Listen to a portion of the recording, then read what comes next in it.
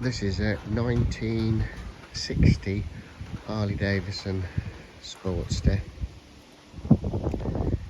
It's a XLCH, kickstart only. It's a project bike because I haven't bothered trying to start it.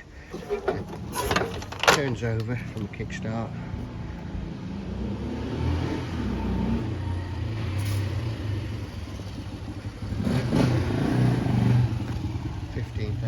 Miles on the clock. No idea if that's right or not. Back brake works on it. Front brake needs bleeding. Quite a rare bike, these 1961s now.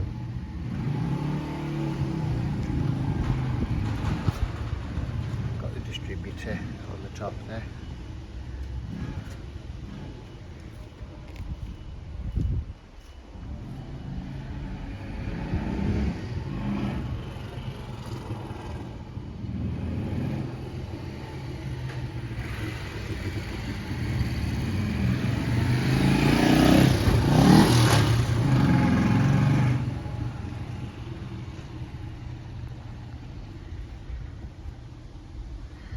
Check it out on eBay if it's still there.